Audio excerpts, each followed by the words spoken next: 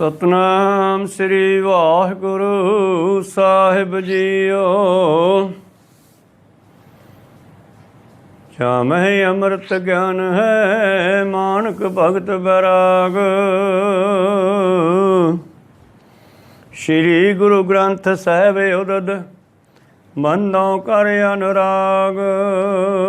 सतनाम श्री वाहिगुरु साहिब जीओ।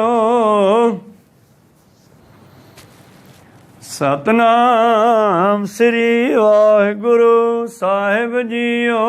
श्री राग महला पहला घर चौथा। एका सुरत जेते है जी सुरत बिहोना कोई न किया। एका सुरत जेते है जिया सुरत बिहोना कोई न किया। जेही सुरत तेहा तिन राहो लेखा इको आवो जाहो। काहे जी करे चतुराई लेवै देवै ठिल न पाई रहो। काहे जी करे चतुराई लेवै देवै ढिल न पाई। वाहिगुरु जी का खालसा वाहिगुरु जी की फतेह। आओ गुरु प्यारे गुरु सवारे सतसंगी जनो। रोजाना की तरह पातशाह जी की अपार किरपा बख्शिश का सदका ਅੰਮ੍ਰਿਤ ਵੇਲੇ ਤੋਂ ਲੈ ਕਰਕੇ ਹੀ ਪਾਤਸ਼ਾਹ ਜੀ ਦੇ ਚਰਨਾਂ ਕਮਲਾਂ ਵਿਖੇ ਹਾਜ਼ਰੀਆਂ ਲਵਾ ਰਹੇ ਹੋ ਆਪ ਜੀ। नितनेम उपरंत आशा जी की वार के शब्द कीर्तन श्रवण कर रहे सी। उपरंत चल रही लड़ीवार कथा मुताबक शब्द का पाठ श्रवण किया जी। आओ मनोवृत्तियां गुरु चरणों नाल जोड़ते हुए गुरु चरणों विखे लवाइए हाजरियां। उपरंत पवित्र बाणी की विचार नाल जुड़ना करांगे। गुरु का बख्शिया फतेह का नारा करो बुलंद गज के आखो जी वाहिगुरु जी का खालसा वाहिगुरु जी की फतेह। सतनाम श्री वाहिगुरु साहिब जीओ। श्री राग महला पहला घर चौथा। एका सुरत जेते है जी सुरत बिहोना कोई न किया। एका सुरत जेते है जी सुरत बिहोना कोई न किया। ये पवित्र शब्द धन धन साहिब श्री गुरु नानक देव महाराज जी ने अचल बटाले की धरती के उपर जा करके उचारण किया। जिस जगह ते शिवरात्रि का मेला लग रहा सी और शिवरात्रि के मेले ते उन्हां समयां दे भी जोगियां दा बड़ा बोलबाला सी और गृहस्थी लोग संसारी लोग इन्हां दी बड़ी पूजा अर्चना करते सन क्योंकि उदों इन्हां ने संसार नूं अपने मगर लाया होया सी रिद्धियां सिद्धियां दे नाल। ते जिस वेले धन धन श्री गुरु नानक देव जी महाराज करतारपुर आवसे इत्थों ही एक दिन जदों इन्हां ने सुनिया कि शिवरात्रि का मेला बहुत इकट्ठ होते होना है ते अपने सेवक भाई अजित्य रंधावे दे नाल सतगुरु जी अचल बटाले पहुँच गए जिथे कि बहुत सारे सिद्ध जोगी भी आए हुए सन और रासधारीए भगतीए रासलीला करन वाले अपनी रोजी रोटी कमाउण वाले वो भी उत्थे पहुँचे हुए सन। जिस वेले गुरु प्यारे उस जगह के उत्ते धन गुरु नानक देव जी महाराज भी जा विराजमान होए तां जिहड़ा संसार सी दुनिया सी वो धन धन श्री गुरु नानक देव महाराज जी नूं जाणदी सी क्योंकि सतगुरां दा बड़ा प्रचार हो चुकिया सी दूर दूर तक। बाबे नानक जी का उत्थे आउणा सुन करके सारे लोग जिहड़े सन वो धन गुरु नानक देव जी कोल आ विराजमान होए। ते इस गल दा जोगियां सिद्धां ने बड़ा गुस्सा किया ਔਰ ਦੂਜੇ ਪਾਸੇ ਰਾਸਲੀਲਾ ਵਾਲੇ ਆਏ ਹੋਏ ਸਨ। ਕੁਝ ਲੋਕ ਉਹਨਾਂ ਦੀ ਰਾਸਲੀਲਾ ਵੇਖਣ ਲੱਗੇ ਤੇ ਉਹਨਾਂ ਦੇ ਮਟਕੇ ਵਿੱਚ, ਲੋਟੇ ਦੇ ਵਿੱਚ ਗੁਰੂ ਪਿਆਰਿਓ ਮਾਇਆ ਪਾਉਣ ਲੱਗੇ। ਜੋਗੀਆਂ ਨੂੰ ਈਰਖਾ ਹੋ ਗਈ ਵੀ ਕੁਝ ਤਾਂ ਮੇਲੇ ਦਾ ਮਾਇਆ ਜਿਹੜੀ ਹੈ ਨਾ ਭਗਤੀਆਂ ਕੋਲੇ, ਰਾਸਧਾਰੀਆਂ ਕੋਲ ਚਲੀ ਗਈ ਹੈ, ਤੇ ਕੁਝ ਸੰਸਾਰ ਜਿਹੜਾ ਸਾਡੇ ਕੋਲ ਬਹਿੰਦਾ ਸੀ ਉਹ ਅੱਜ ਬਾਬੇ ਨਾਨਕ ਕੋਲ ਜਾ ਬੈਠਾ। ਤੇ ਉਹਨਾਂ ਨੇ ਗੁੱਸੇ 'ਚ ਆ ਕਰਕੇ ਉਹਨਾਂ ਰਾਸ ਲੀਲਾ ਕਰਨ ਵਾਲਿਆਂ ਦਾ ਜਿਹੜਾ ਮਟਕਾ ਸੀ, ਲੋਟਾ ਸੀ ਜਿਹਦੇ ਵਿੱਚ ਸੰਗਤ ਜਨਤਾ ਪੈਸੇ ਪਾ ਰਹੀ ਸੀ ਉਹਨਾਂ ਵਾਸਤੇ, ਉਹਨਾਂ ਨੇ ਉਹ ਲੋਟਾ ਜਿਹੜਾ ਸੀ ਗਾਇਬ ਕਰ ਦਿੱਤਾ। ਤੇ ਜਿਸ ਵੇਲੇ ਉਹ ਲੋਟਾ ਗਾਇਬ ਹੋ ਗਿਆ ਗੁਰੂ ਪਿਆਰਿਓ,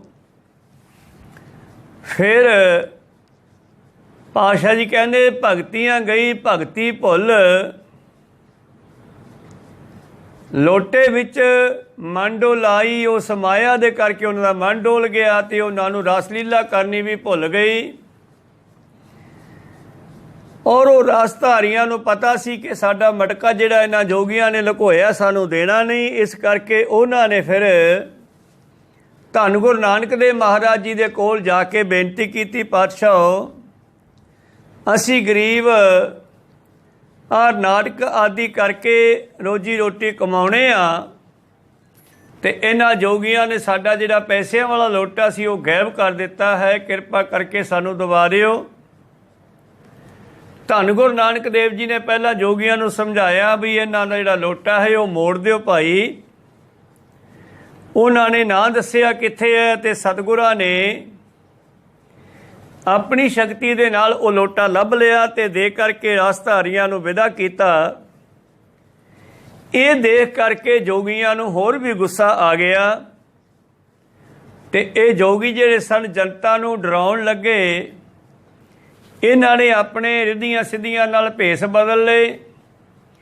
ਕੋਈ ਸ਼ੇਰ ਬਣ ਕੇ ਗਰਜਣ ਲੱਗਿਆ, ਕੋਈ ਗਿੱਦੜ ਬਣ ਕੇ ਚੀਕਾਂ ਮਾਰਨ ਲੱਗਿਆ, ਕੋਈ ਗੁਰੂ ਪਿਆਰਿਓ ਆਪਣੇ ਮੂੰਹ ਦੇ ਵਿੱਚੋਂ ਅੱਗ ਕੱਢਣ ਲੱਗਿਆ। ਇਸ ਤਰ੍ਹਾਂ ਸੰਸਾਰ ਸਾਰਾ ਡਰ ਗਿਆ ਤੇ ਕਈ ਜੋਗੀਆਂ ਨੇ ਰਿੱਧੀਆਂ ਸਿੱਧੀਆਂ ਦੇ ਨਾਲ ਮੂਸਲੇਧਾਰ ਮੀਂਹ ਗੜੇ ਆਦਿ ਵਰਾਉਣੇ ਸ਼ੁਰੂ ਕੀਤੇ, ਹਨੇਰੀ ਚਲਾ ਦਿੱਤੀ ਤੇ ਜਿਹੜਾ ਸੰਸਾਰ ਸੀ, ਜਨਤਾ ਸੀ, ਉਹ ਡਰ ਗਈ। ਸਤਿਗੁਰਾਂ ਦੇ ਕੋਲ ਜੋ ਬੈਠੇ ਸਨ, ਪਾਤਸ਼ਾਹ ਇਹਨਾਂ ਨੂੰ ਕੀ ਹੋ ਗਿਆ ਹੈ?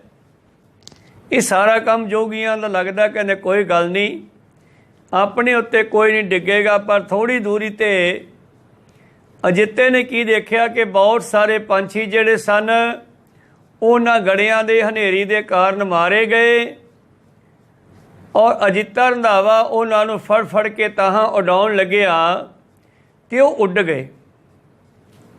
ਤਾਂ ਗੁਰੂ ਪਿਆਰਿਓ, ਧੰਨ ਗੁਰੂ ਨਾਨਕ ਦੇਵ ਮਹਾਰਾਜ ਜੀ ਨੇ ਵੇਖਿਆ ਬਈ ਇਹ ਜੋਗੀ ਤਾਂ ਬੜੇ ਹੀ ਹੰਕਾਰੀ ਹੋ ਚੁੱਕੇ, ਆਪਣੀਆਂ ਤਾਕਤਾਂ ਦਾ ਮਾਣ ਕਰਦੇ ਹੈ, ਜਨਤਾ ਨੂੰ ਦੁੱਖ ਦਿੰਦੇ ਹੈ।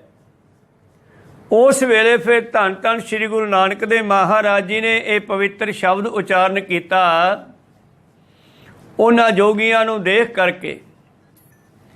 ਪਹਿਲਾਂ ਸਤਿਗੁਰਾਂ ਨੇ ਉਹਨਾਂ ਦੇ ਕੋਲ ਜੋ ਸ਼ਕਤੀਆਂ ਸਨ ਉਹ ਸਾਰੀਆਂ ਖਿੱਚ ਲਈਆਂ, ਉਹਨਾਂ ਦੀਆਂ ਰਿੱਧੀਆਂ ਸਿੱਧੀਆਂ ਖਤਮ ਹੋ ਗਈਆਂ। ਜਿਹੜੇ ਉੱਡ ਰਹੇ ਸੀ ਸਾਰੇ ਥੱਲੇ ਡਿੱਗ ਪਏ। ਹੁਣ ਉਹਨਾਂ ਦੀਆਂ ਤਾਕਤਾਂ ਨਾਲ ਚੱਲਣ, ਉਹਨਾਂ ਦੇ ਮੁਖੀ ਦੀਆਂ ਸ਼ਕਤੀਆਂ ਵੀ ਸਤਿਗੁਰਾਂ ਨੇ ਖਿੱਚ ਲਈਆਂ। ਜਦ ਖਾਲੀ ਜਿਹੇ ਹੋ ਗਏ, ਰਿੱਧੀਆਂ ਸਿੱਧੀਆਂ ਨਾ ਚੱਲੀਆਂ, ਤੇ ਫਿਰ ਉਹਨਾਂ ਨੇ ਧੰਨ ਗੁਰੂ ਨਾਨਕ ਦੇਵ ਜੀ ਦੇ ਆ ਕੇ ਪੈਰੀ ਪੈਣਾ ਕੀਤਾ, ਮਾਫੀ ਮੰਗਦੇ ਆ ਕਿ ਸਾਨੂੰ ਗਲਤੀ ਹੋ ਗਈ, ਮਾਫ ਕਰ ਦਿਓ। ਉਸ ਵੇਲੇ ਧੰਨ ਧੰਨ ਸ੍ਰੀ ਗੁਰੂ ਨਾਨਕ ਦੇਵ ਮਹਾਰਾਜ ਜੀ ਨੇ ਗੁਰੂ ਪਿਆਰਿਓ ਇਹ ਸ਼ਬਦ ਉਚਾਰਨ ਕੀਤਾ, ਸ੍ਰੀ ਰਾਗ ਮਹੱਲਾ ਪਹਿਲਾ ਘਰ ਚੌਥਾ। ਇਹ ਪਵਿੱਤਰ ਸ਼ਬਦ ਰਾਗ ਸ੍ਰੀ ਰਾਗ ਦੇ ਵਿੱਚ ਉਚਾਰਨ ਕੀਤਾ ਹੈ ਤੇ ਰਾਗੀ ਸਿੰਘਾਂ ਨੂੰ ਚੌਥੇ ਘਰ ਵਿੱਚ, ਚੌਥੇ ਘਰ ਦੀ ਸੁਰਤਾਲ ਵਿੱਚ ਗਾਉਣ ਦਾ ਹੁਕਮ ਹੈ। ਧੰਨ ਧੰਨ ਸ੍ਰੀ ਗੁਰੂ ਨਾਨਕ ਦੇਵ ਜੀ ਕਹਿੰਦੇ ਹਨ ਸਾਰਿਆਂ ਨੂੰ ਸੰਬੋਧਨ ਕਰਕੇ, ਖਾਸ ਕਰਕੇ ਜੋਗੀਆਂ ਨੂੰ, ਏਕਾ ਸੁਰਤ ਜੇਤੇ ਹੈ ਜੀ। ਕਹਿੰਦੇ ਜਿਤਨੇ ਵੀ ਜੀਵ ਜੰਤੂ ਸਾਜੇ ਹੈ ਸਾਰਿਆਂ ਦੇ ਵਿੱਚ ਹੀ ਹੰਕਾਰ ਹੈ। ਅਸਲ ਵਿੱਚ ਸਾਰੇ ਹੀ ਹੰਕਾਰੀ ਹਨ, परमेश्वर की माया का सारिਆਂ ते ही प्रभाव है, कोई भी माया तो रहित नहीं है। एक परमेश्वर है जिहड़ा ओह ही माया तो रहित है, नहीं तो सारी दुनिया ते ओहदी माया पई हुई है। सतगुरु पातशाह जी कहते ये संसार के जीव जिहड़े हन अपनी माया के कारण दुखी भी हुंदे हन। जिस तरह पातशाह का वचन है, जीव माया दे विच हंकार विच ही आउंदा है, हंकार विच मरदा ते हंकार विच ही चलिया जांदा है। आसा जी की वार हौ विच आया, हौ विच गया, हौ विच दिता, हौ विच लिया, हौ विच जम्मिया, हौ विच मूआ, हौ विच खटिया, हौ विच गया। इस तरह सारा संसार हंकार दे विच ही भजिया फिरदा है। मेरे प्रीतम जी कहंदे सुरत विहूना कोई न कीया, कोई भी हंकार तो बगैर नहीं, पर याद रखियो जे ही सुरत तेहा तिन राहो। जेहो जे बंदे दी सोच हुंदी है, जेहो जे ख्याल हुंदे है, अगला जन्म उसका उसे रस्ते जांदा है। जिवें कोई मनुख आप जी गुरु घर चों जब जाओगे तो गेट तो बाहर निकलदियां ही तुहाडे दिमाग विच फुरने बनणगे। कोई सब्जी मंडी वल चलिया जांदा है, कोई दूजे पासे, कोई तीजे पासे, कई अपने घर चले जाते हैं सीधे आपो अपने फुरनियां दे मुताबिक। जिवें भगत लोचन जी लिखते हैं, अंत काल लक्ष्मी सिमरे ऐसी चिंता में जे मरे, सर्प जोन होए बल बल अवतरे। मरन वेले मनुख जो सोचता है परमेश्वर उहदे मुताबिक उहदी इच्छा पूरी कर दिंदा है। जो मांगया ठाकुर अपने ते सोई सोई देवै। भाव मरन वेले भी मनुख के अंदर कोई शंका, कोई फुरना पैदा हुंदा है, वो फुरने मुताबिक इहदा अगला जन्म हुंदा है। कहंदे मरन वेले सोचदा हाय मेरी माया, मेरे हीरे जवाहरात सोना चांदी इत्थे रह गई, मेरा की बनूगा। परमेश्वर कहने जे तू यह सोना चांदी माया संपत्ति संभालनी है तो जा तैनू सप बना दिन्ने इहदे विच तुरिया फिर, कोई नेड़े नहीं आवेगा। अरी भाई गोबिंद नाम मत विसरे तांते भाई, परमेश्वर दे नाम नू हमेशा याद रखो, नहीं तो फिर जे ही सुरत तेहा तिन राहो। जेहो जे तुहाडे ख्याल सोच होवेगी तुसी उस पासे नू चले जाओगे। धन धन श्री गुरु नानक देव महाराज जी बख्शिश करते हैं, लेखा एको आवो जाहो। ते हिसाब किताब लैन वाला एक परमेश्वर है, परमात्मा है, और उस दे मुताबिक जिहड़ा है संसार तुरिया फिरदा है। जो मांगे ठाकुर अपने ते सोई सोई पावे। केवल इत्थों दी गल नहीं, मरण तो बाद दी गल भी है। अगे लिखते हैं, अरी भाई गोबिंद नाम मत विसरै, अंत काल जे मंदिर सिमरै ऐसी चिंता में जे मरै। प्रेत जोन होए बल बल अवतरै। जे मरदा होया कहना मेरी कोठी मेरा घर इत्थे रह गया, हुण मैं कित्थे जाऊँगा, क्योंकि ज्ञान लिया नहीं गुरु कोलों, कित्थे जाना अगे। परमेश्वर कहने फिर जे तू कोठी जी रहना चाहना तो भूत प्रेत बन के तुरिया फिर। अंत काल जे लड़के सिमरे ऐसी चिंता में जे मरे। ते जे मरदा होया कहना हाय मैं मर गया, मेरे बच्चों का की बनूंगा। परमेश्वर कहने जे बच्चे पालने हैं तो फिर तू सूर बन जा, सूर दे 18-20 हुंदे आ। अंत काल इस्त्री सिमरै ऐसी चिंता में जे मरे, तो बेसवा जोन बल बल अवतरै। हाय मेरी इस्त्री का की बनूंगा। कहने तैनू इस्त्रिया जामा वधिया लगदा, जा तैनू इस्त्री बना दिन्ने आ। इस करके अखीर ते कहने अंत काल नारायण सिमरै ऐसी चिंता में जे मरै। बद तलोचन टेनर मुक्ता पीतंबर वाका हृदय वसे। उन्हां दे हिरदे विच आखिरी समय फिर परमेश्वर का वासा हो जाता है, वो परमेश्वर विच मिल जाते हैं। धन गुरु नानक देव जी सारिਆਂ ਨੂੰ समझाते हुए कहते हैं, सिखो सिद्धो जोगियो नाथो। लेखा लैन वाला एक अकाल पुरख है, परमेश्वर है, ਉਹਦੇ हुक्म अंदर धर्म राय जिहड़ा है वो बाणिया है। धर्मराज हिसाब किताब करदा सब दा। मेरे प्रीतम जी का वचन है, दुनिया अनेकों तरह की आ। संसार एक बिरछ है, बिरछा हेठ सब जंत इकट्ठे। एक तत्ते एक बोलन मिठे। ਇਸ ਦਰਖਤ 'ਤੇ ਕਈ ਤਰ੍ਹਾਂ ਦੇ ਜਾਨਵਰ ਆ ਕੇ, ਪੰਛੀ ਆ ਕੇ ਬਹਿੰਦੇ ਆ। ਭਾਵ ਅਨੇਕਾਂ ਤਰ੍ਹਾਂ ਦੇ ਜੀਵ ਦੁਨੀਆ ਵਿੱਚ ਪੈਦਾ ਹੁੰਦੇ ਆ। ਕੋਈ ਗਰਮ ਕਰੋਧੀ ਹੈ ਤੇ ਕੋਈ ਠੰਡਾ ਸ਼ਾਂਤ ਹੈ, ਕੋਈ ਮਿੱਠਾ ਬੋਲਣ ਵਾਲਾ, ਕੋਈ ਕੌੜਾ ਬੋਲਣ ਵਾਲਾ। ਇੱਕ ਤੱਤੇ ਇੱਕ ਬੋਲਣ ਮਿੱਠੇ, ਅਸਤ ਉਦੋਤ ਭਇਆ ਉੱਠ ਚੱਲੇ, ਜਿਉਂ ਜਿਉਂ ਔਦ ਬਿਹਾਣੀਆਂ, ਪਾਪ ਕਰੇਦੜ ਸਰ ਪਰ ਮੁੱਠੇ। ਕਹਿੰਦੇ ਫਿਰ ਉਹਨਾਂ ਦੇ ਵਿੱਚੋਂ ਪਾਪ ਕਰਨ ਵਾਲਿਆਂ ਨੂੰ ਧਰਮਰਾਜ ਨੇ ਫੜਨਾ ਹੈ। ਸਰ ਪਰ ਪੱਕੀ ਗੱਲ ਹੈ, ਲੋਹੇ ਦੇ ਲਕੀਰ ਹੈ। ਪਾਪ ਕਰੇਦੜ ਸਰ ਪਰ ਮੁੱਠੇ, ਅਜਰਾਇਲ ਫੜੇ ਫੜ ਕੁੱਠੇ। ਦੋਜਕ ਪਾਏ ਸਿਰਜਨਹਾਰੇ, ਲੇਖਾ ਮੰਗੈ ਬਾਣੀਆਂ। ਪਰਮੇਸ਼ਰ ਨੇ ਫਿਰ ਉਹਨਾਂ ਜੀਵਾਂ ਨਰਕਾਂ ਸਿੱਟਿਆ ਤੇ ਹਿਸਾਬ ਕਿਤਾਬ ਦੀ ਡਿਊਟੀ ਮੁਨੀਮ ਧਰਮਰਾਜ ਦੀ ਲਾਈ ਹੋਈ ਹੈ। ਉਹ ਫਿਰ ਹਿਸਾਬ ਕਿਤਾਬ ਮੰਗਦਾ ਹੈ। ਇਸ ਕਰਕੇ ਪ੍ਰੀਤਮ ਜੀ ਕਹਿੰਦੇ ਹਨ, ਜੇਹੀ ਸੁਰਤ ਤਿਹਾ ਤਿਨ ਰਾਹੋ, ਲੇਖਾ ਇੱਕੋ ਆਵੋ ਜਾਹੋ। ਕਹਿੰਦੇ ਜੀ ਫਿਰ ਆਉਣ ਜਾਣ ਦੇ ਚੱਕਰਾਂ ਵਿੱਚ ਪਿਆ ਰਹਿੰਦਾ। ਜਦ ਗੁਰੂ ਦੀ ਗੱਲ ਨਹੀਂ ਸੁਣਦਾ ਗਾ, ਆਪਣੇ ਹੰਕਾਰ ਨੂੰ ਖਤਮ ਨਹੀਂ ਕਰਦਾ। ਹੰਕਾਰ ਦੇ ਕਾਰਨ ਹੀ ਇਹਦੇ ਵਿੱਚ ਕਾਮ ਵਾਸ਼ਨਾ ਪੈਦਾ ਹੁੰਦੀ ਆ। ਹੰਕਾਰ ਦੇ ਕਾਰਨ ਹੀ ਲੋਭ ਪੈਦਾ ਹੁੰਦਾ ਹੈ। ਹੰਕਾਰ ਕਾਰਨ ਹੀ ਜੇ ਲੋਭ ਪੂਰਾ ਨਾ ਹੋਵੇ ਤੇ ਫਿਰ ਕ੍ਰੋਧ ਹੋਰੀ ਆ ਜਾਂਦੇ ਆ।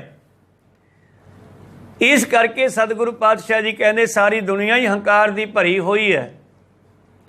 ਹਉਮੈ ਦੀਰਘ ਰੋਗ ਹੈ, दारू ਪੀ ਇਸ ਮਾਹੇ, ਕਿਰਪਾ ਕਰੇ ਜੇ ਆਪਣੀ ਤਾਂ ਗੁਰ ਕਾ ਸ਼ਬਦ ਕਮਾਹੇ।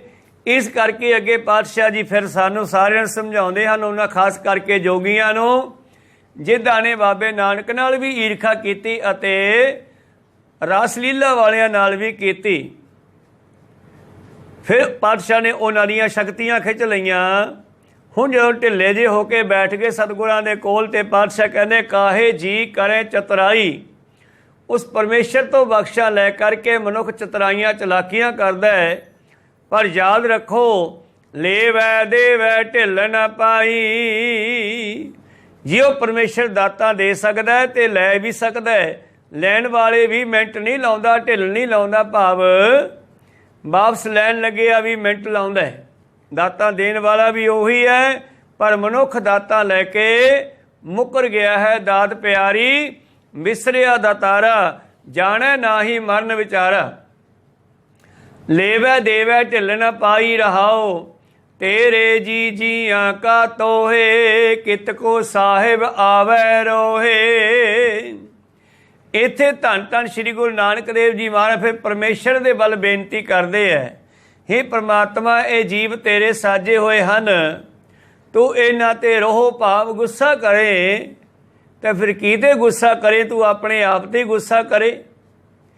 ਇਹ ਪੰਕਤੀ ਗੁਰੂ ਪਿਆਰਿਓ ਜੋਗੀਆਂ ਨੂੰ ਵੀ ਸੰਬੋਧਨ ਕਰਦੀ ਹੈ ਕਿ ਸੰਸਾਰ ਦੇ ਲੋਕ ਤੁਹਾਡੀ ਪੂਜਾ ਅਰਚਨਾ ਕਰਦੇ ਹੈ, ਤੁਹਾਡਾ ਸਤਿਕਾਰ ਕਰਦੇ ਹੈ, ਤੁਸੀਂ ਇਹਨਾਂ 'ਤੇ ਗੁੱਸਾ ਕਰਕੇ ਤੇ ਗੜੇ ਵਰਾ ਦਿੱਤੇ, ਮੀਂਹ ਵਰਾ ਦਿੱਤਾ, ਹਨੇਰੀ ਚਲਾ ਦਿੱਤੀ ਦੀਆਂ ਸਿੱਧੀਆਂ ਦੇ ਨਾਲ।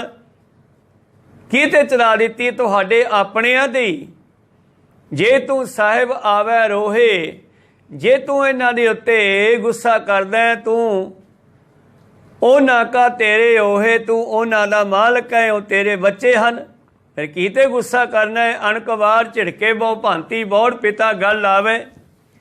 ਧੰਨ ਧੰਨ ਸ਼੍ਰੀ ਗੁਰੂ ਨਾਨਕ ਦੇਵ ਮਹਾਰਾਜ ਜੀ ਉਚਾਰਨ ਕਰਦੇ ਹਨ, ਭਲਿਓ ਤੁਸੀਂ ਕੀਤੇ ਗੁੱਸਾ ਕਰਦੇ ਹੋ, ਸਾਡੇ ਸਾਰੇ ਤੁਹਾਡੇ ਹੀ ਸਰੂਪ ਹਨ। ਘਟ ਘਟ ਮੈਂ ਹਰਜੂ ਵਸੈ, ਸੰਤਨ ਕਹਿਓ ਪੁਕਾਰ ਦੇ ਮਹਾਵਾਕ ਅਨੁਸਾਰ। ਪਾਤਸ਼ਾਹ ਕਹਿੰਦੇ ਮਾਲਕਾ ਇਹ ਤੇਰੇ ਜੀਵ ਹਨ, ਜਗਤ ਜਲੰਦਾ ਰੱਖ ਲੈ। ਜਿਹੜੇ ਈਰਖਾ ਦੁਈ ਦਵੈਤ ਦੀ ਅੱਗ ਵਿੱਚ ਸੜ ਰਹੇ ਨੇ, ਤੂੰ ਇਹਨਾਂ ਨੂੰ ਬਚਾ ਲੈ। ਜਗਤ ਜਲੰਦਾ ਰੱਖ ਲੈ, ਆਪਣੀ ਕਿਰਪਾ ਧਾਰ। ਜਿੱਤ ਦੁਆਰੇ ਉਭਰੈ, ਤਿੱਤੈ ਲਿਓ ਉਭਾਰ। ਇਹ ਜਿਵੇਂ ਬਚ ਸਕਦੇ ਆ ਉਵੇਂ ਹੀ ਬਚਾ ਲੈ। ਤਾਂ ਸਤਿਗੁਰ ਕਹਿੰਦੇ ਸਤਿਗੁਰ ਸੁੱਖ ਵਿਖਾਲਿਆ, ਸੱਚਾ ਸ਼ਬਦ ਵਿਚਾਰ। ਨਾਨਕ ਅਵਰ ਨ ਸੋਝਈ, ਹਰ ਬਿਨ ਬਖਸ਼ਣਹਾਰ। ਪਰਮੇਸ਼ਰ ਤੋਂ ਬਗੈਰ ਸਾਨੂੰ ਕੋਈ ਵੀ ਬਚਾਉਣ ਵਾਲਾ ਨਹੀਂ। ਪਰਮੇਸ਼ਰ ਕਹਿੰਦੇ ਗੁਰੂ ਦੇ ਲੜ ਲੱਗੋ, ਗੁਰੂ ਦੇ ਸ਼ਬਦ ਦੀ ਵਿਚਾਰ ਕਰੋ। ਅੱਗੇ ਬਖਸ਼ਿਸ਼ ਕਰਦੇ ਹਨ ਸਤਿਗੁਰੂ, ਜੇ ਤੂੰ ਸਾਹਿਬ ਆਵੈ ਰੋਹੇ, ਜੇ ਤੂੰ ਇਹਨਾਂ 'ਤੇ ਗੁੱਸਾ ਕਰੇ ਤੇਰੇ ਹੀ ਤਾਂ ਹਨ, ਤੂੰ ਉਹਨਾਂ ਕਾ ਤੇਰੇ ਓਹੇ। ਠੀਕ ਹੈ ਅਸੀਂ ਬਹੁਤ ਮਾੜੇ ਹਾਂ, ਬੋਲ ਵਿਗਾੜ ਹਾਂ। ਅਸੀਂ ਬੋਲ ਵਿਗਾੜ ਵਿਗਾੜੈ ਬੋਲ। ਇੱਥੇ ਮਨੁੱਖ ਨੂੰ ਸਮਝਾਉਣ ਦੇ 3 ਢੰਗ ਹੁੰਦੇ ਆ ਗੁਰੂ ਪਿਆਰਿਓ। ਇੱਕ ਢੰਗ ਹੈ ਕਿਸੇ ਨੂੰ ਡਾਇਰੈਕਟ ਸਿੱਧਾ ਕਹਿ ਦੇਣਾ ਬਈ ਤੂੰ ਸਹੀ ਚੱਲ, ਬੰਦਾ ਬਣ, ਗਲਤੀਆਂ ਛੱਡ। ਇੱਕ ਕਿਸੇ ਚੰਗੇ ਬੰਦੇ ਦੀ ਉਦਾਹਰਨ ਦੇ ਕੇ ਕਿਸੇ ਨੂੰ ਸਮਝਾਉਣਾ ਵੀ ਫਲਾਨਾ ਦੇਖ ਕਿੰਨਾ ਵਧੀਆ ਜੀਵਨ ਜਿਉਂਦਾ, ਤੂੰ ਵੀ ਉੱਦਾਂ ਚੱਲਿਆ ਕਰ। ਜਾਂ ਆਪਣੇ ਬੱਚੇ ਨੂੰ ਸਮਝਾਉਣਾ ਵੀ ਫਲਾਨਿਆਂ ਦਾ ਬੱਚਾ ਕਿੱਡਾ ਸਿਆਣਾ, ਉਹਦੀ ਰੀਸ ਕਰ ਲੈ। ਔਰ ਤੀਸਰਾ ਢੰਗ ਹੈ ਆਪਦੇ ਉੱਤੇ ਲਾ ਕੇ ਕਹਿਣਾ। ਜਿਹੜੀ ਬਾਣੀ ਉਚਾਰਨ ਕੀਤੀ ਗਈ ਹੈ ਸਭ ਤੋਂ ਉੱਤਮ ਢੰਗ ਦੇ ਵਿੱਚ ਦੱਸਿਆ ਗਿਆ ਹੈ। ਆਪਣੇ ਉੱਤੇ ਲਾ ਕੇ, ਜਿਵੇਂ ਆਪਾਂ 9ਵੇਂ ਪਾਤਸ਼ਾਹ ਜੀ ਦੀ ਬਾਣੀ ਸਰਵਰ ਕਰੀਏ ਤੇ ਉਸ ਦੇ ਵਿੱਚ ਆਉਂਦਾ ਮਨ ਤੋਂ ਜੋਤ ਸਰੂਪ ਹੈ ਆਪਣਾ ਮੂਲ ਪਛਾਣ। ਜਾਂ ਗੁਣ ਗੋਬਿੰਦ ਗਾਇਓ ਨਹੀਂ ਜਨਮ ਆਕਾਰ ਥਕੀਨ, ਕਹੋ ਨਾਨਕ ਹਰਿ ਭਜ ਮਨਾ ਜੇ ਵਿਦ ਜਲ ਕੋ ਮੀਨ। ਤੇ ਆਪਾਂ ਪੜ੍ਹਦੇ ਹੋਏ ਕਿਹਨੂੰ ਕਹਾਂਗੇ? ਆਪਣੇ ਆਪ ਨੂੰ। ਸੋ ਇਸ ਕਰਕੇ ਪਾਤਸ਼ਾਹ ਜੀ ਕਹਿੰਦੇ ਜਦੋਂ ਇਹ ਮਨੁੱਖ ਆਪਣੇ ਆਪੇ ਨੂੰ ਸੁਧਾਰਦਾ ਹੈ ਤੇ ਫਿਰ ਸੁਧਰ ਸਕਦਾ ਹੈ। ਬਾਣੀ ਜੋ ਵੀ ਪੜ੍ਹੇਗਾ ਉਸੇ ਆਪਣੇ ਵੱਲ ਇਸ਼ਾਰਾ ਕਰਦੀ ਹੈ। ਧੰਨ ਗੁਰੂ ਨਾਨਕ ਦੇਵ ਜੀ ਫਿਰ ਕਹਿੰਦੇ ਹਨ ਪਰਮੇਸ਼ਰ ਨੂੰ ਬੇਨਤੀ ਕਰਕੇ, ਅਸੀਂ ਬੋਲ ਵਿਗਾੜ ਵਿਗਾੜੈ ਬੋਲ। ਅਸੀਂ ਮੂਰਖ ਹਾਂ, ਬੋਲ ਵਿਗਾੜ ਹਾਂ, ਅਸੀਂ ਬੋਲ ਕੇ ਕੰਮ ਵਿਗਾੜ ਲੈਂਦੇ ਹਾਂ। ਤੋ ਨਦਰੀ ਅੰਦਰ ਤੋਲਹਿ ਤੋਲ। ਤੂੰ ਜਿਹੜਾ ਹੈ ਆਪਣੀ ਨਜ਼ਰੀ ਦੇ ਅੰਦਰ ਸਭ ਨੂੰ ਦੇਖ ਰਿਹਾ, ਜੱਜਮੈਂਟ ਕਰ ਰਿਹਾ ਹੈ। ਜਿਨ ਉਪਾਈ ਰੰਗ ਰਵਾਈ ਬੈਠਾ ਵੇਖੈ ਵਖ ਅਕੇਲਾ। ਉਹ ਪ੍ਰਮਾਤਮਾ ਸਭ ਨੂੰ ਸਾਜ ਕੇ ਸਭ ਨੂੰ ਦੇਖਣਾ ਕਰਦਾ ਹੈ, ਸਭ ਦੇ ਅੰਦਰ ਬੈਠਾ ਹੈ। ਇਸ ਕਰਕੇ ਪਾਤਸ਼ਾਹ ਕਹਿੰਦੇ ਤੂੰ ਸਭ ਨੂੰ ਜਾਣਦਾ ਹੈ, ਸਭ ਦੇ ਅੰਦਰ ਨੂੰ ਜਾਣਦਾ ਹੈ। ਜਿਸ ਤਰ੍ਹਾਂ ਜੋਗੀਆਂ ਨੇ ਰਿੱਧੀਆਂ ਸਿੱਧੀਆਂ ਵਰਤ ਕੇ ਦੁੱਖ ਦਿੱਤੇ ਗਰੀਬ ਰਾਸ ਧਾਰੀਆਂ ਨੂੰ। ਤੋ ਨਦਰੀ ਅੰਦਰ ਤੋਲੈ ਤੋਲ, ਜੈ ਕਰਨੀ ਤਹਿ ਪੂਰੀ ਮਤ।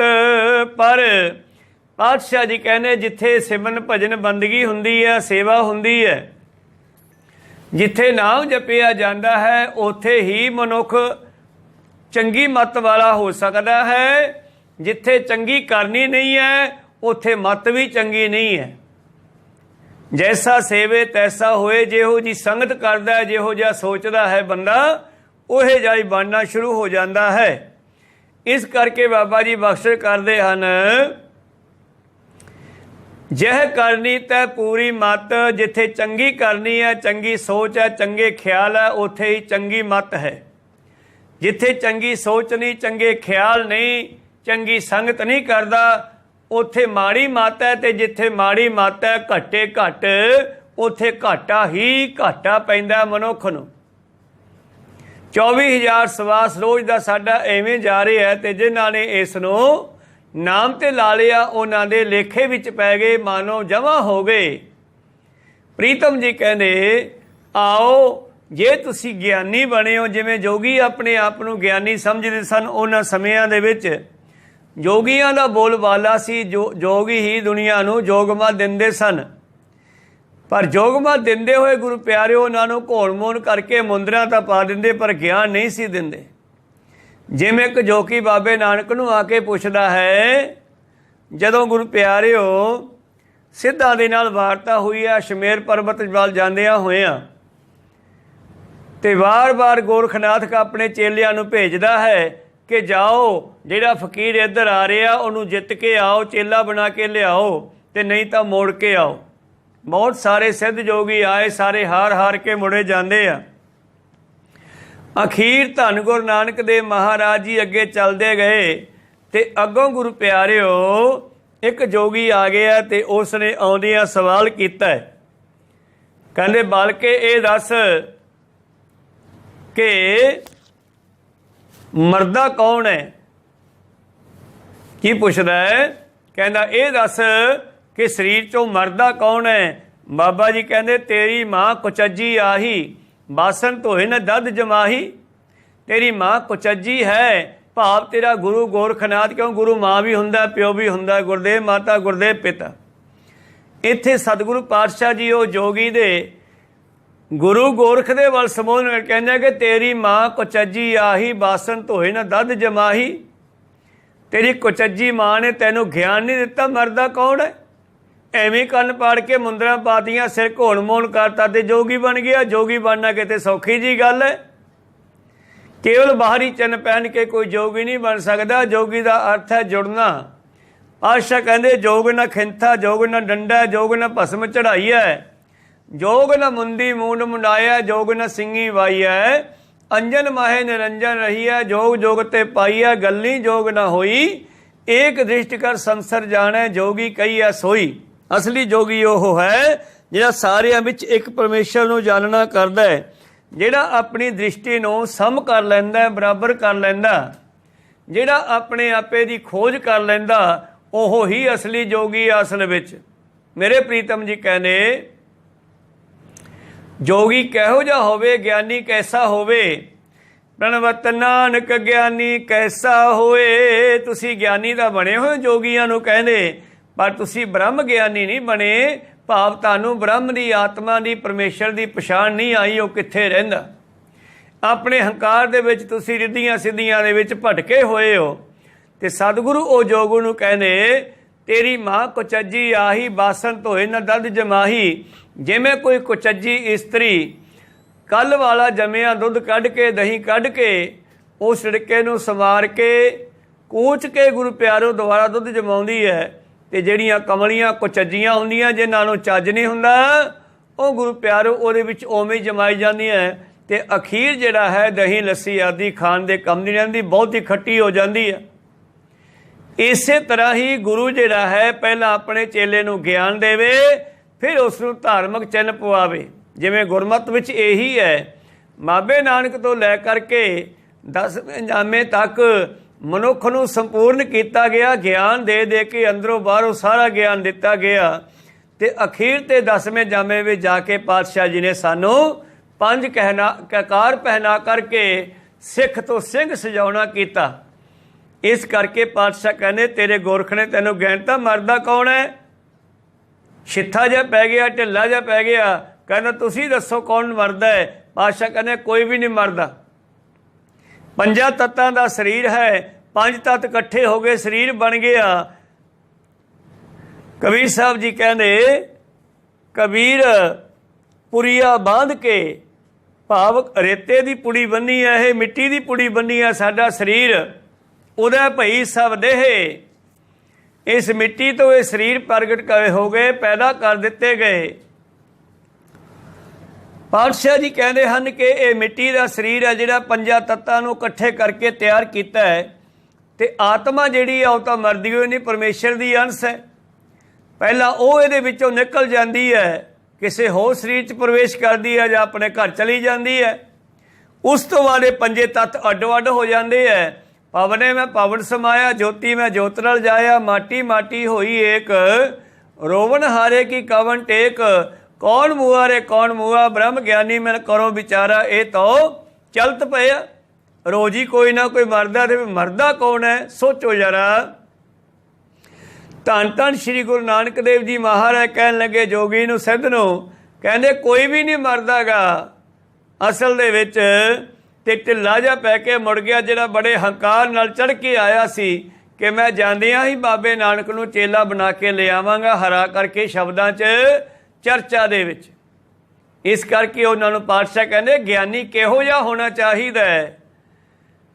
ਪ੍ਰਣਵਤ ਨਾਨਕ ਗਿਆਨੀ ਕੈਸਾ ਹੋਏ, ਆਪ ਪਛਾਣੈ ਬੂਝੈ ਸੋਏ। ਅਸਲੀ ਗਿਆਨੀ ਉਹ ਹੈ ਜਿਹੜਾ ਆਪਣੇ ਆਪ ਦੀ ਜੱਜਮੈਂਟ ਕਰੇ, ਮੈਂ ਕੌਣ ਹਾਂ, ਕਿੱਥੋਂ ਆਇਆ, ਕੀ ਲੈਣ ਆਇਆ, ਮੇਰਾ ਅਸਲਾ ਮਸਲਾ ਕੀ ਹੈ, ਮੇਰਾ ਮਕਸਦ ਕੀ ਹੈ। ਭਈ ਪ੍ਰਾਪਤ ਮਨੁੱਖ ਦੇ ਹੁਰੀਆ, ਗੋਬਿੰਦ ਮਿਲਨ ਕੀ ਇਹੋ ਤੇਰੀ ਵਰੀਆ ਦੇ ਮਹਾਵਾਕ ਅਨੁਸਾਰ। ਇਸ ਮਨੁੱਖ ਨੂੰ ਪਹਿਲਾਂ ਆਪਣਾ ਗਿਆਨ ਲੈਣਾ ਚਾਹੀਦਾ। ਤੇ ਉਹ ਗਿਆਨ ਆਏ ਥਾਂ ਥਾਂ ਤੋਂ ਨਹੀਂ ਮਿਲਣਾਗਾ, ਉਹ ਗਿਆਨ ਮਿਲਣਾ ਗੁਰੂ ਦੇ ਕੋਲੋਂ। ਗੁਰ ਪ੍ਰਸਾਦ ਕਰੇ ਵਿਚਾਰ, ਜਿਹੜਾ ਗੁਰੂ ਦੀ ਕਿਰਪਾ ਲੈ ਕੇ ਗੁਰੂ ਦੇ ਬਚਨਾਂ 'ਤੇ ਵਿਚਾਰ ਕਰਦਾ ਹੈ, ਸੋ ਗਿਆਨੀ ਦਰਗਹਿ ਪ੍ਰਵਾਨ।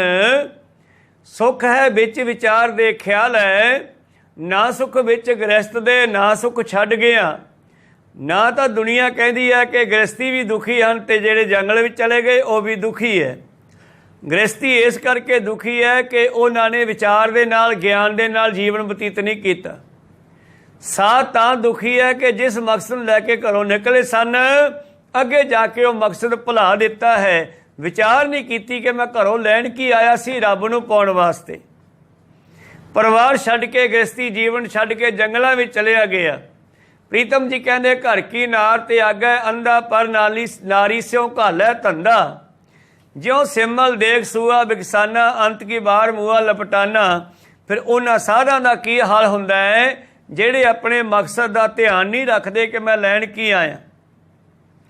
ਉਹਨਾਂ ਦੇ ਲਈ ਕੋਈ ਸੰਸਾਰੀ ਗ੍ਰਸਤੀ ਲੋਕ ਝੌਂਪੜੀ ਬਣਾ ਦਿੰਦੇ ਹੈ, ਝੌਂਪੜੀ ਤੋਂ ਡੇਰਾ ਬਣ ਜਾਂਦਾ ਹੈ, ਆਸ਼ਰਮ ਬਣ ਜਾਂਦਾ ਵੱਡਾ। ਫਿਰ ਉਹਦੇ ਨਾਲ ਸੰਪਤੀ ਮਾਇਆ ਜੁੜ ਜਾਂਦੀ ਹੈ। ਫਿਰ ਬਹੁਤ ਸਾਰੇ ਇਸਤਰੀਆਂ ਮਨੁੱਖ ਵੀ ਉੱਥੇ ਆਉਣ ਲੱਗ ਜਾਂਦੇ ਹੈ।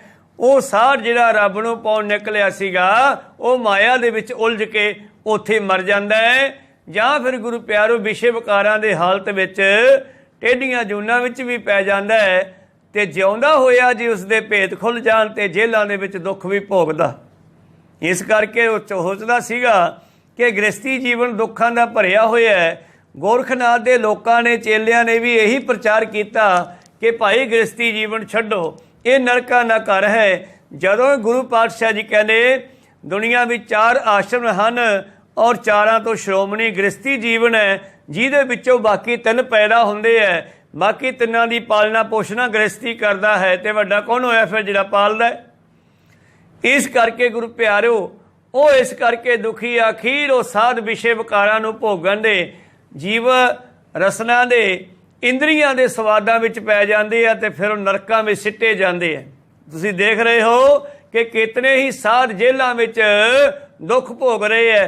ਕਾਰਨ ਕਿ ਜਿਸ ਮਕਸਦ ਨੂੰ ਲੈ ਕੇ ਚੱਲੇ ਸੀਗੇ ਉਸ ਮਕਸਦ ਨੂੰ ਭੁੱਲ ਗਏ। ਤੇ ਗ੍ਰਸਤੀ ਕਿਉਂ ਦੁਖੀ ਹੈ? ਗ੍ਰਸਤੀ ਇਸ ਕਰਕੇ ਦੁਖੀ ਹੈ ਕਿ ਆਪਣੀ ਆਮਦਨ ਤੋਂ ਵੱਧ ਖਰਚਾ ਕਰਦਾ, ਚਾਦਰ ਵੇਖ ਕੇ ਪੈਰ ਨਹੀਂ ਪਸਾਰਦਾ, ਲੋਕਾਂ ਦੀਆਂ ਰੀਸਾਂ ਕਰਦਾ। ਫਲਾਨਿਆਂ ਨੇ ਲੜਕੀ ਵਿਆਹੀ ਇੰਨਾ ਦਿੱਤਾ ਤੇ ਆਪਾਂ ਉਦੋਂ ਵੱਧ ਦੇਵਾਂਗੇ, ਸ਼ਰੀਕੇ 'ਚ ਨੱਕ ਉੱਚਾ ਰੱਖਣਾ ਹੈ। ਆਪਣੀ ਬੇਬੇ ਮਰ ਗਈ ਹੈ, ਲੋਕ ਕਹਿਣ ਮੁੰਡੇ ਬੜੇ ਚੰਗੇ ਹੈ, ਆਪਾਂ ਉਹਦੇ ਮਰਨੇ ਤੇ ਦੇਸੀ ਘਿਓ ਦੀਆਂ ਜਲੇਬੀਆਂ ਕੱਢਣੀਆਂ। ਤੇ ਇਸ ਨਾਲ ਕੀ ਹੋਵੇਗਾ? ਫਿਰ ਖਰਚਾ ਵੱਧ ਜਾਵੇਗਾ, ਆਮਦਨ ਘਟ ਜਾਵੇਗੀ ਤੇ ਗ੍ਰਸਤੀ ਜੀਵਨ ਦੁਖੀ ਹੋ ਜਾਵੇਗਾ। ਇਸ ਕਰਕੇ ਸਿਆਣੇ ਬੰਦੇ ਕਹਿੰਦੇ ਆ, ਨਾ ਸੁਖ ਵਿੱਚ ਗ੍ਰਸਤ ਦੇ, ਨਾ ਸੁਖ ਛੱਡ ਗਿਆ, ਸੁਖ ਹੈ ਵਿੱਚ ਵਿਚਾਰ ਦੇ, ਸਤਿਗੁਰ ਸ਼ਰਨ ਪਿਆ। ਸੁਖ ਹੈ ਵਿਚਾਰ ਦੇ ਵਿੱਚ, ਸੁਖ ਹੈ ਗਿਆਨ ਦੇ ਵਿੱਚ। ਮੇਰੇ ਪ੍ਰੀਤਮ ਜੀ ਬਖਸ਼ਿਸ਼ ਕਰਦੇ ਹਨ, ਸਿੱਖੋ ਸਿੱਧੋ ਪ੍ਰਣਵਤ ਨਾਨਕ ਗਿਆਨੀ ਕੈਸਾ ਹੋਏ, ਆਪ ਪਛਾਣੈ ਬੁੱਝੈ ਸੋਏ। ਜਿਹੜਾ ਆਪਣੇ ਆਪੇ ਦੀ ਪਛਾਣ ਕਰੇ, ਖੁਦ ਨੂੰ ਜਾਣੇ, ਉਹ ਹੀ ਇਸ ਗੱਲ ਨੂੰ ਬੁੱਝ ਸਕਦਾ ਹੈ। ਗੁਰ ਪ੍ਰਸਾਦ ਕਰੇ ਵਿਚਾਰ, ਗੁਰੂ ਦੀ ਕਿਰਪਾ ਲੈ ਕੇ ਵਿਚਾਰ ਕਰੇ, ਵਿਚਾਰ ਮੁਤਾਬਕ ਜੀਵਨ ਬਤੀਤ ਕਰੇ। ਸੋ ਗਿਆਨੀ ਦਰਗਾਹ ਪ੍ਰਵਾਨ, ਉਹ ਹੀ ਦਰਗਾਹ ਦੇ ਵਿੱਚ ਪ੍ਰਵਾਨ ਹੋ ਸਕਦਾ ਹੈ। ਇਹ ਸੀ ਪਵਿੱਤਰ ਸ਼ਬਦ। ਰਾਗ ਸ੍ਰੀ ਰਾਗ ਦਾ 24 ਅੰਗ ਉੱਪਰ 30ਵਾਂ ਸ਼ਬਦ। ਅਗਲੇ ਸ਼ਬਦ ਦੀ ਵਿਚਾਰ ਆਪਾਂ ਕੱਲ ਦੇ ਦੀਵਾਨਾਂ ਵਿੱਚ ਸਰਵਣ ਕਰਾਂਗੇ। ਮੋਲ ਦੇ ਅਨੇਕਾਂ ਅੱਖਰ ਬਾਅਦ ਘੱਟ ਹੋ ਜਾਂਦੇ। ਸਿੱਖ ਸੰਗਤਾਂ ਦੇ ਸਤਿਗੁਰੂ ਬਖਸ਼ਣ ਯੋਗ ਹੈ, ਬਖਸ਼ ਲੈਣਾ ਜੀ। ਸਮਾਪਤੀ ਕਰੀਏ। ਮਿਲਾਓ ਫਤਿਹ, ਪਾਓ ਫਤਿਹ। ਵਾਹਿਗੁਰੂ ਜੀ ਕਾ ਖਾਲਸਾ, ਵਾਹਿਗੁਰੂ ਜੀ ਕੀ ਫਤਿਹ।